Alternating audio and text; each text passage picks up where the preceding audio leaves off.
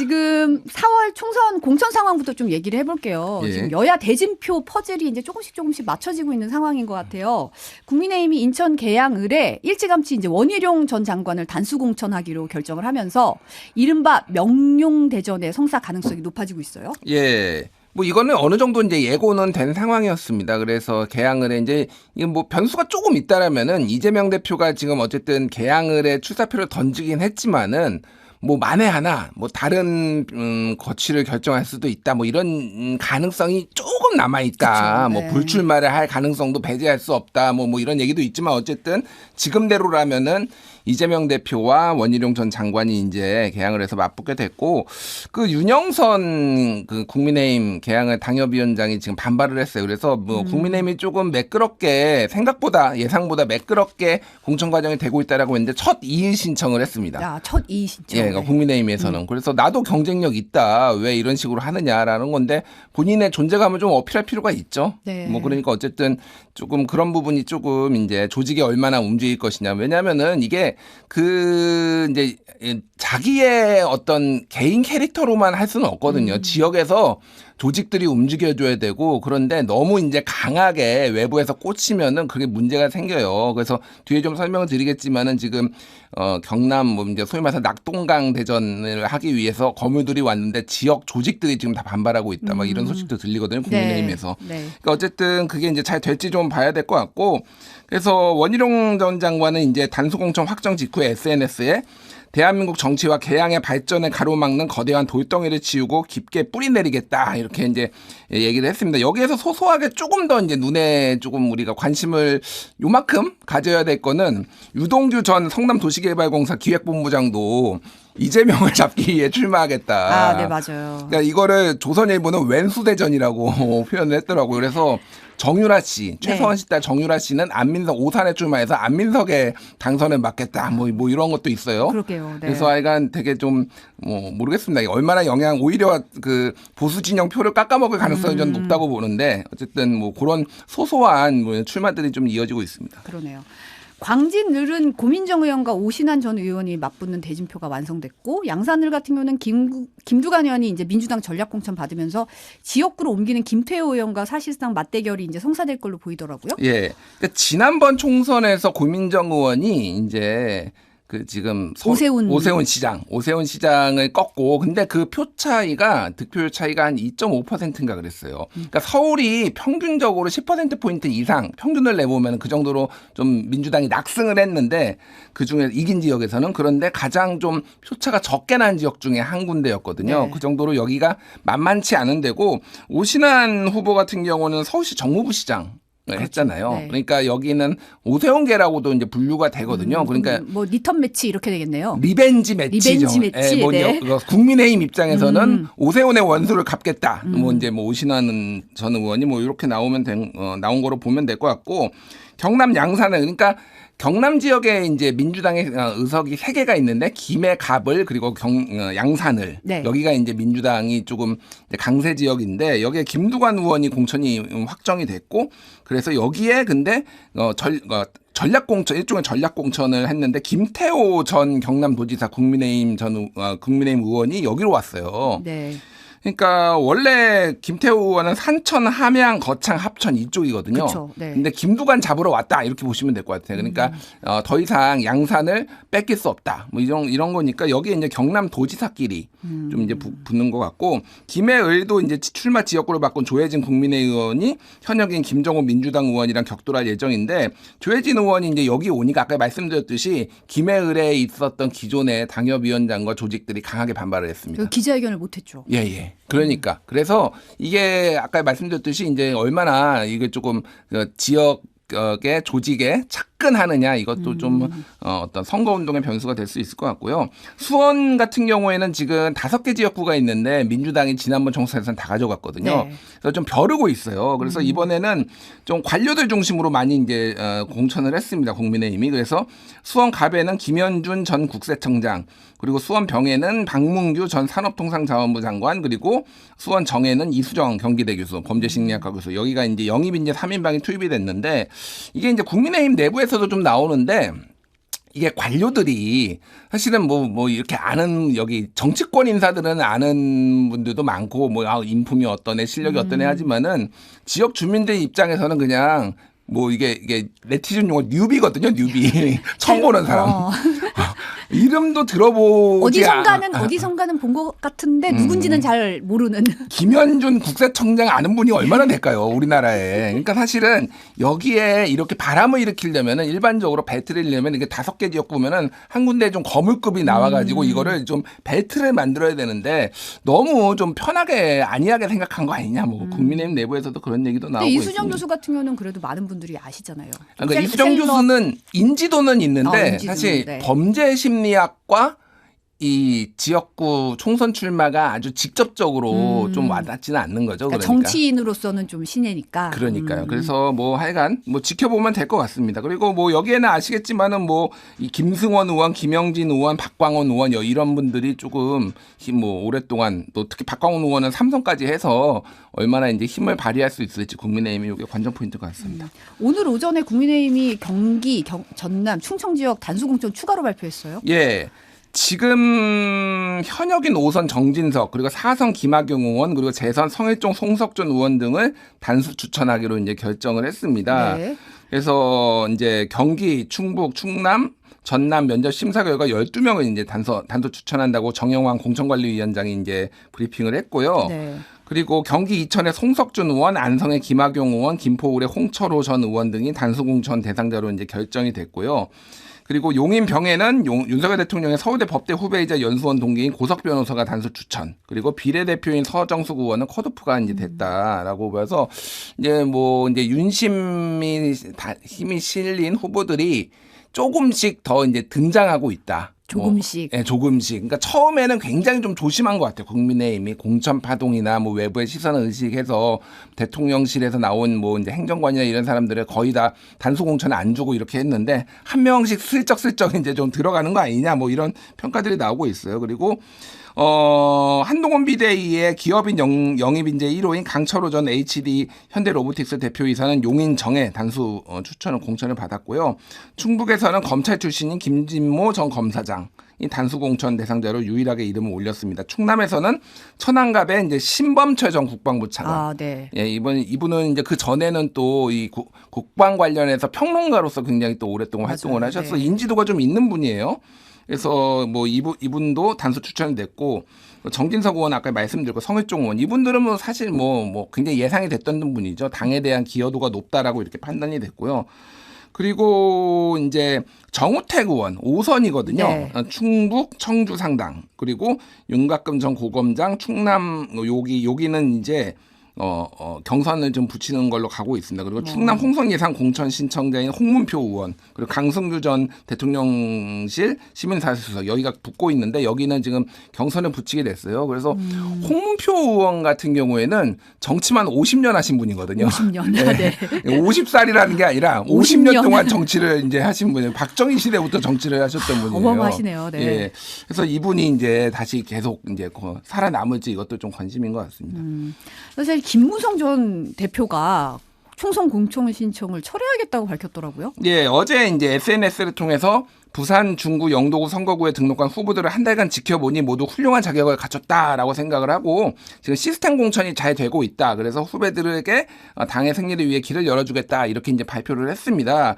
그래서 요거는 이제 7선에 이분이 도전을 하시는 거예요. 7선 도전. 네. 그러니까 6선까지 하셨다라는 얘기죠. 사실은 많이 하셨는 분인데 왜 나오느냐 얘기도 있었는데 너무 엉망이다. 내가 당이 엉망이고 민주적으로 돌아가지 않고 있어서 나오겠다라고 했는데 두 가지 얘기가 있어요. 하나는 이제 여론조사를 이제 돌려볼 거 아니에요. 네. 근데 여론조사 돌려봤는데 좀 안 좋게 나왔다라고 해서 생각보다 본인이 그래서 이게 좀 승산이 없다라고 판단해서 이렇게 했다라는 얘기도 있고 또 하나는 이제 지금 어쨌든 국민의힘이 굉장히 조심조심하고 있거든요. 그러니까 여러 가지로 이제 조금 설득도 하고 이게 만약 김무성 대표가 예를 들면 무소속으로까지 나가겠다 뭐 이런 얘기까지 막 이제 얘기가 있었잖아요. 그렇죠. 네. 그러니까 이러면은 이제 굉장히 좀 공천 파동으로 비춰질 가능성이 있으니까 굉장히 열심히 극진히 뭔가를 대접을 하고 좀 설득을 했다 당에서 뭐 이런 얘기도 있습니다. 어쨌든 한동훈 위원장은 헌신에 감사한다 이렇게 얘기를 했습니다. 근데 사실 김무성 전 대표 같은 이제 올드보이들이 이런 식으로 이제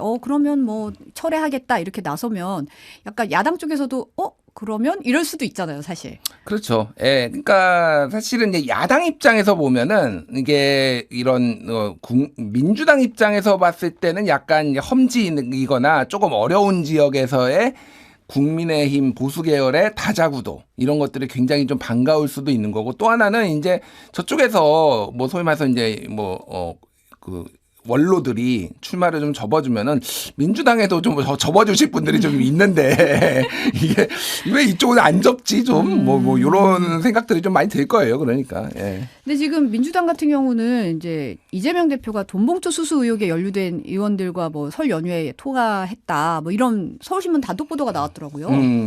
요게 지금 오늘 가장 좀 공천 관련해서 핫한 얘기예요. 그래서 민주당의 지금 약간 일종의 내간인데. 그러니까 돈봉투, 그러니까 송영길 대표 이제 전당대회 할 때 송영길 대표발 돈봉투가 이제 윤석만 윤관 잠깐만 맨날 헷갈립니다. 이성만 윤관석. 예. 네. 그러니까 뭐 이런 무소속 의원들까지 포함해서 지금 이렇게 지금 일파만파되고 있는데 20명 정도가 돈봉투를 받았다라고 지금 얘기가 되어 있고 네. 그 중에서는 이제 좀 확인된 이름이 검찰 조사를 받은 사람도 있고 아닌 사람도 있는데. 이분들이 이제 어디까지 공천을 받을 것이냐. 아마 이게 이제 되게 관심사였잖아요. 근데 이재명 대표가 어쨌든 전화를 했다라는 거예요. 네. 그래서 불출마 의사를 타진을 했다. 여기까지가 좀 확인이 된 것 같습니다. 그래서 뭐 동봉투 수수 의혹을 받는 호남 지역 모 의원은 언론과의 통화에서 지난 설 연휴에 이 대표가 직접 전화해 돈봉투 관련해 해명할 게 있으면은 이야기를 듣고 싶다라는 취지로 이제 물었다라는 겁니다. 그래서 이게 조금 굉장히 민감한 문제예요. 그러니까 왜냐하면은 아직 이제 본인들은 부인하고 있고, 근데 당에서는 전화를 대표가 특히 직접 했다라는 거는 이거는 이제 그냥 불출마의 압박으로 상당히 소위 말해서 새수론 세부대에 물갈이 신호탄으로 좀 느껴지는 거거든요. 굉장히 네. 큰 압박을 받았다라는 거라서 이제 이거를 이제 대표와 이제 당 지도부가 판단을 해야 되는데 돈봉투 의혹을 이제 무리한 수사다. 이건 근거 없는 거다라고 이제 정면 돌파를 해야 되는 건지 아닐지를 좀 판단해야 되는 건데요. 정무적 판단이 필요한. 예. 근데 이제 아까 얘기했듯이 윤관석 의원 같은 경우에는 지금 1심에서 이제 유죄가 나온 상황이고 네. 그러면은 여기 이게 그게 돈을 이제 마련해 가지고 이제 뿌렸다라고 했는데 요 앞에까지는 거의 이제 법원에서까지 인정이 됐다라는 거 아니에요. 그러면 이제 돈을 받은 사람이 아직 확인은 안 됐는데 없다라고 보는 것도 이상한 거고. 뭐 요런 상황인 거죠. 그러니까 그래서 굉장히 좀 민주당이 좀 딜레마적인 상황이다 이렇게 봐야 될 것 같습니다. 근데 이제 일단은 지금 공천관리가 3차 공천심사 발표했는데 이제 이 명단에 거론된 의원의 지역구는 포함이 안 됐더라고요. 예. 그러니까 장고에 들어갔다. 좀 신중하게 들어갔다 이렇게 보시면 될 것 같습니다. 그래서 윤관석 무소속 의원이 지난달 1월 31일 1심 재판에서 이제 징역 2년 선고받았습니다. 그 아까 말씀드렸듯이. 네. 그래서 이게 이제 소환 조사가 시작될 수도 있다. 그러니까 총선을 앞두고 이게 뭐 알 수는 없죠. 알 수는 없는데 이를테면은 뭐 누가 돈봉투 수수 의혹이 있다라고 그런 이제 민주당 입장에서는 이거는 검찰의 총선 개입이다. 뭐 이렇게 뭐 할 수도 있겠지만은 그걸 뭐 막을 만한 상황은 아니잖아요. 방법은 없잖아요. 그러면 굉장히 좀 어수선해질 수가 있다. 특히 지역구 해당 지역에서는 그러면은 경쟁 후보들이 이제 이런 검찰 수사도 받고 있는 돈봉투 수수 의혹이 있는 이런 사람들이 지금 후보로 나온 게 민주당의 도덕성, 이 후보의 도덕성 막 이렇게 이제 될 거 아니에요. 이게 사법 리스크가 이번에 민주당의 가장 큰 좀 문제가 되는 거죠. 왜 그러냐면은 지금 이분들 20명 말고도 뭐 이름 밝혀진 한 3명하고 나머지 이름이 안 밝혀진 한 17명 말고도 지금 노웅래 의원 그리고 이제 기동민 의원 그리고 이수진 비례 이수진 이분들도 이제 김봉현 전 스타 모빌리티 회장에게서 불법 정치 자금을 받았다 뭐 이런 얘기들이 있잖아요. 그래서 검찰이 수사를 받았으니까 거기에다가 이제 황운하 의원 같은 경우에는 1심에서 이제 울산시장 선거 개입 그래서 1심 실형 그리고 뭐 김경혁 의원 같은 경우에도 토지 불법 매입 의혹으로 1심에서 실형 뭐 이렇게 되니까 좀 많아요. 많아요. 그러니까 사실은 그래서 강서 이번에 네. 이번에 이제 김성태 전 이제 원내대표가 컷오프 됐잖아요. 그렇죠. 네. 이게 이제 뇌물수수 이제 혐의였거든요. 근데 이거를 컷오프 한 게 소위 말해서 우리는 국민의힘 입장에서 우리는 이만큼이라도 이런 유죄가 있거나 있는 사람들은 다 쳐냈어. 우리는 쳐냈는데 민주당 쟤들은 이렇게 문제가 있는 사람들을 다 공천했어. 이런 프레임을 좀 강하게 하기 위해서 했다라는 이제 뭐 이 분석도 있어요. 그래서 근데 문제는 또 이재명 대표도 지금 어쨌든 검찰의 좀 무리한 기소다 수사다 이런 얘기들이 있지만은 지금 재판을 받고 있는 게 한두 개가 아니잖아요. 지금 대장동, 백현동 그리고 위증교사 그리고 성남 FC 불법 뭐 후원금 의혹 등등 해서 이게 약간 이게 대표는 되고 그러면 우리는 안 돼? 뭐 이런 식의 이제 내부 반발들 뭐 이런 기준 것도 잣대 뭐 이런 얘기가 나올 수 있겠네요. 예. 네. 그래서 그러면 아니 대표는 무리한 검찰의 기소고 나도 무리한 검찰의 기소야. 뭐 이를테면 이제 이런 식의 이제 반발들이 나올 수가 있다라는 거죠. 그래서 굉장히 좀 민주당이 최근에 보면은 좀 흐름이 많이 안 좋아요. 이 공천과 관련해서는. 노웅래 의원 같은 경우는 이재명 대표 비공개 지도부 회의 보도에 대해서 이제 미실 공천이다 이런 식으로 강하게 비판했더라고요. 예, 그러니까 어제 이제 저희 그 장성철 소장이랑 제가 간단히 얘기를 했는데 동아일보가 단독 보도를 네. 했는데, 그러니까 이제 소위 말하는 친명 이게 정성호 의원을 포함해서 권한이 딱히 없는 사람들끼리 모여가지고 아까 제가 얘기했던 뭐 노웅래, 기동민, 이수진 등등을 이제 컷오프 할 것인가를 가지고 굉장히 장시간 동안 회의를 했다라는 것이 이제 언론 보도로 알려지면서 이거는 시스템 공천이 아니다. 강하게 이제 노웅래 의원이 이제 반발을 했어요. 그래서 이거가 당의 공식 방향인 것처럼 이렇게 보도가 된 것도 굉장히 유감스럽다라고 얘기를 하고 출마 의지를 강하게 이제 밝히는 상황입니다. 그래서 지금 어쨌든 이런 것들이 조금 뭐라고 해야 될까요? 그 빌미를 좀 준 측면이 있다. 어쨌든 당 지도부나 주류들이 친명 주류들이 뭐 이 자리가 이제 그냥 정기적인 당부 보고였다 뭐 이런 식으로 선을 긋기는 했는데 어쨌든 이런 식의 보도가 나오면서 좀 이제 비판도 있는 거죠. 아니, 그러니까 반발도. 뭐 이제 정무적으로 그런 얘기일 수도 있죠. 근데 거기에서 노웅래나 이를테면 기동민, 이수진을 논의를 한 것 자체를 본인들이 부인을 하진 않거든요, 지금. 그러니까 그 논의를 했다라는 건 사실인 거죠, 그러니까. 근데 거기가 그러면 그런 논의를 할 만한 적당한 장소냐. 그리고 어쨌든 비공식 라인으로 지금 어쨌든 공천관리위원장이 있는데 그 위원회가 있는데 이렇게 하는 게 맞느냐 이런 좀 이게 그러니까 이 공천 불복의 여지가 지금 계속 민주당에 생기고 있다. 그러면 만약에 컷오프가 될 경우에는 나는 이거 받아들일 수 없다라고 해서 무소속 출마라든지 뭐 여러 가지 일들이 발생할 수 있는 여지가 계속 지금 민주당에 생기고 있다 이렇게 봐야 될 것 같아요. 네. 공천이 이제 앞으로 계속 발표가 될 텐데 이건 좀 계속 지켜봐야 될 일인 것 같고, 그다음에 법무부 장관에 지명된 박성재 후보자 국회 인사청문회 어제 열렸는데요. 관련 영상 잠깐 보고 얘기 나눌게요. 그러면 그 디올백 몰카 공작의 증거물 아닙니까?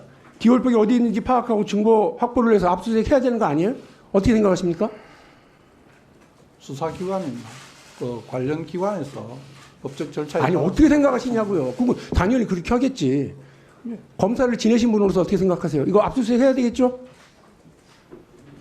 제가 말씀드리는 게 적절하지 않고 그 해당 아니 몰카 공작의 범죄고 그 그걸 증거품을 생각하면 그 증거품이 명품 디올백은 몰카 공작의 범죄 증거품이기도 하지만 뇌물수수 의혹의 증거품이 될 수도 있어요. 맞죠?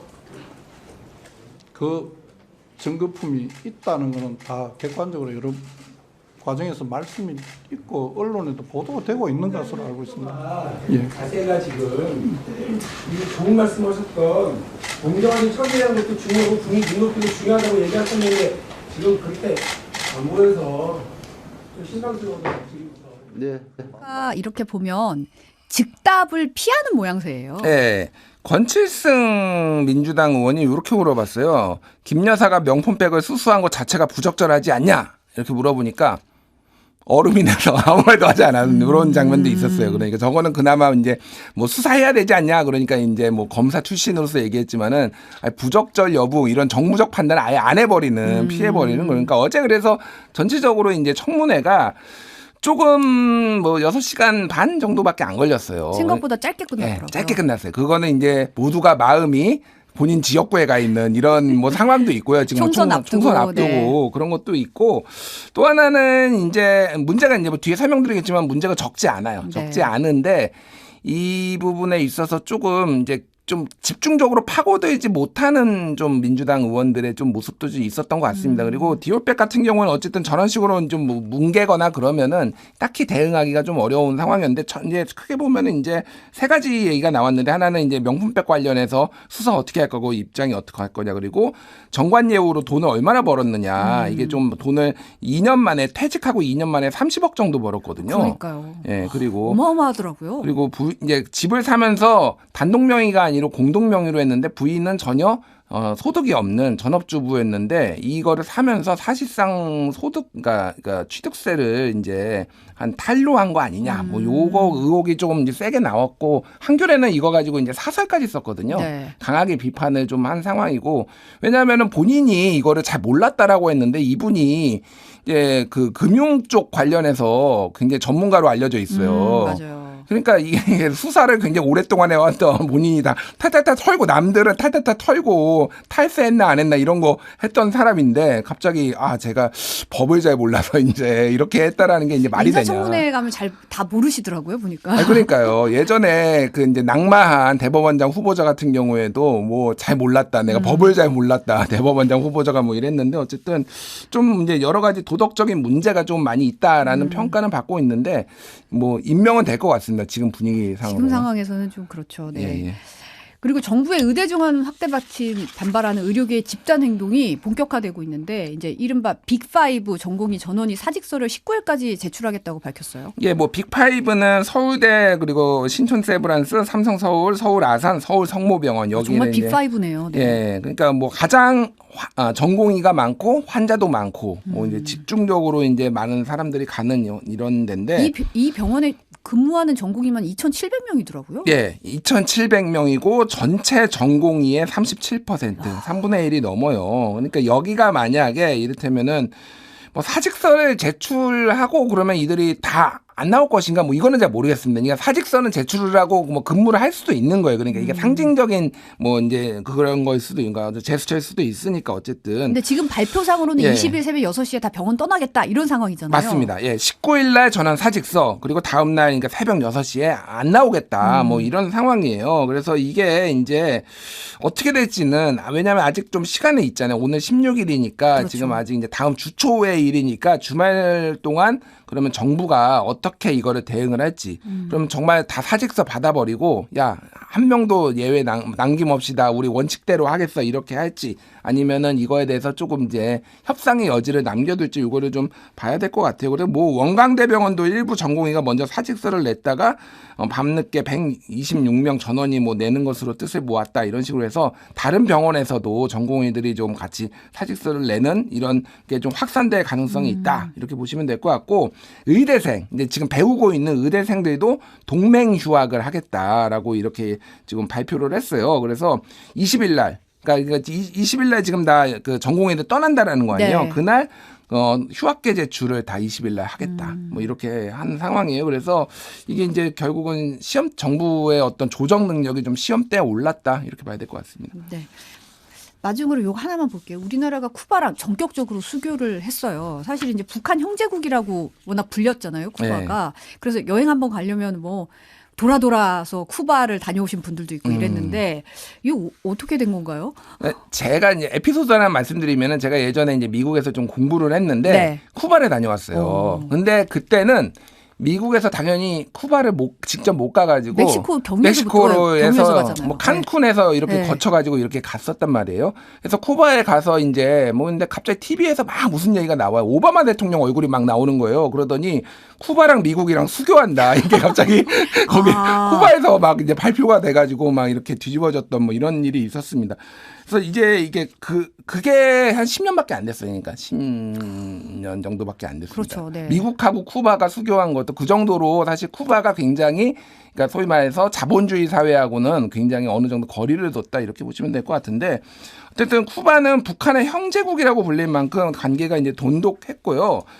그리고 1959년에 이제 사회주의 혁명이 일어나서 한국이 65년 만에 다시 이제 쿠바랑 이제 맺었다라는 거예요, 이거를. 그러니까 이게 지금 굉장히 보안이 철저했는데 보통 이 어느 특정 국가랑 뭐 수교를 한다든지 외교적인 이제 관계가 있으면은 외교부 출입 기자들한테 이제 엠바고를 걸고 이거를 다 사전에 배포를 하고 이런 식으로 하거든요. 네. 그래서 기사도 써야 되니까. 미리 그런데 좀 써놓고 이제 좀 예. 걸어놓죠. 네. 근데 이거는 완전 비밀로 했다. 그리고 양측이 서한 교환하고 5분 뒤 공표하자고 분단위까지 협의를 했다. 굉장히 보안이 좀 지켜졌다라고 보면 될 것 같습니다. 그래서 지금 이제 어쨌든 정부는 굉장히 이제 자화자찬이라기보다는 뭐 이거는 좋은 일이니까 굉장히 이제 홍보를 많이 하고 있고 이게 외교를 다변화하는 건 굉장히 중요한 일이죠. 그럼요. 네. 이건 뭐 나쁘진 않은 건데 제가 말씀드리는 거는 이거의 의미를 공식적으로는 얘기하고 있지만은 북한을 좀 고립시키는 방향으로 우리가 가고 있다. 이게 우리 외교의 승리다. 뭐 이런 식으로 얘기를 하고 있고 지금 북한 같은 경우에는 김여정 부부장이 지금 일본하고 정상회담 이제 기시다 총리하고 정상회담 할 수 있다. 어제도 잠깐 얘기 나왔었잖아요. 그런 방향으로 해서 지금 미국도 북일 정상회담에 대해서 환영의 뜻을 밝히고 있고 네, 그러니까요. 그래서 일본하고 북한하고 좀 갑자기 급작스럽게 가까워지고 있고 우리는 쿠바랑 가까워지고 우리는 북한하고는 어떻게 할 것이냐 이제 뭐 이런 숙제들이 지금 계속 나오고 있다 뭐 이런 얘기가 나오고 있습니다. 네, 오늘 여기까지 듣겠습니다. 온유한 김준일 시사평론가였습니다. 감사합니다. 감사합니다.